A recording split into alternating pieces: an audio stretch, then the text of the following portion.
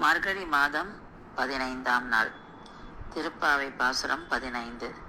எல்லே இளங்கிளியே இன்னம் முறங்குதியோ, சில்லென்று அழையேன்மின் நங்கை மேல் போதர்கின்றேன்.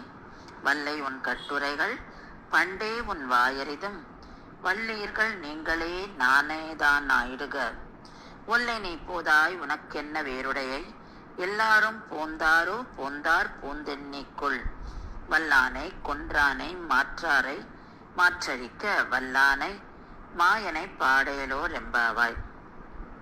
இந்த பாசுரத்துல ஆண்டாள் வயசுல சின்ன பெண் வீட்டுக்கு போறா. அவளை எழுப்புறா. இல்லை இளங்கிலேயேன்னு கூப்பிடுறா அந்த பெண்ணை. ஏன்னா இதுக்கு முன்னாடி நானாதான் நான் உடையா இந்த மாதிரி எல்லாம் அவள் சொல்லியிருக்கா. இங்க எல்லை இளங்கிலேயே அப்படின்றா. இது இன்னொன்னு என்ன பார்ப்போம்னா, ரெண்டு பேருமே பேசுவா. உள்ள இருக்கிறவளும் பேசுவா, வெளியில கூப்பிடுறவாளும் பேசுவா. அந்த மாதிரி இருக்கும் இந்த பாசுரம். இந்த பெண் ஏற்கனவே ஆண்டாள் முன்னாடி பாசுரத்துல சங்கோட சக்கரம் ஏந்திய தடக்கையன்னு சொல்லிட்டா. அதனால இந்த பெண் உள்ள இருக்கிற பெண் அந்த பகவத் நாமத்தை சொல்லிட்டு இருக்காளாம். அவ அதை தியானம் பண்ணிட்டு இருக்கா உள்ள ஏற்கனவே.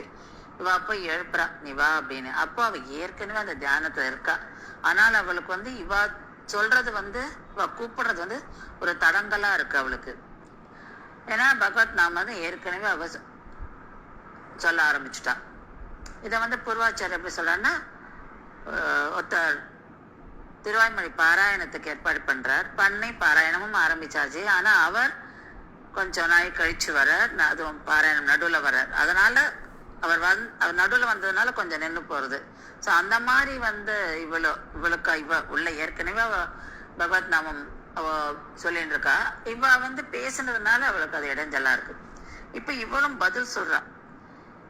நான் வரேன், வெளியில வரேன். நீங்க இந்த சில்லென்று அழியேன் மின், நீங்க அந்த வெறுப்போட சொல்லாதீங்க எதுவும் அப்படின்னு சொல்றா.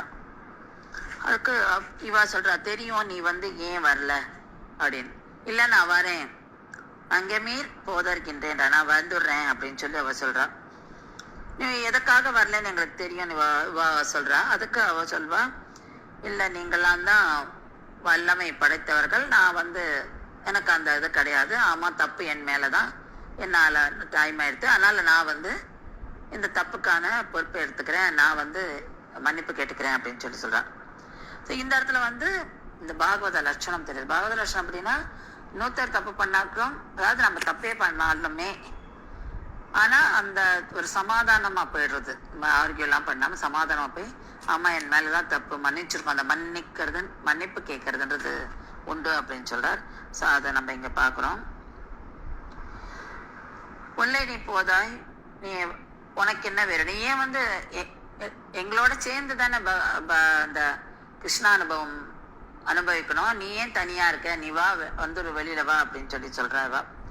அப்போ எல்லாரும் வந்துட்டாளா அப்படின்னு கேக்குறா. அவ சொல்றா, ஆமா எல்லாரும் வந்தாச்சு அப்படின்னு. எல்லாரும் வந்தாச்சு, எல்லாருமா சேர்ந்து கிருஷ்ணனை பத்தி பாட போறோம். கிருஷ்ணன் எப்படி அசுரர்கள் அழிச்சா அதை பத்திலாம் நாங்க பாட போறோம். வல்லானை கொன்றானை மாற்றாரை மாற்றடிக்க, வல்லானை மாயனை பாட நீ எங்களோட சேர்ந்து வா. அதாவது அந்த குவலாய பீடம்ன்ற யானைய எப்படி கொன்றான், கம்சன் மீதி அரக்கர்கள் எல்லாம், அதாவது கம்சன் முதலான அரக்கர்களை எப்படி கண்ணன் அவ்வளோ வல்லவன், எப்படி அந்த கண்ணன் அழிச்சான் அப்படின்றத நாங்கெல்லாம் பாடுறோம், எங்களோட சேர்ந்து நீயும் பாடு அப்படின்னு சொல்றான்.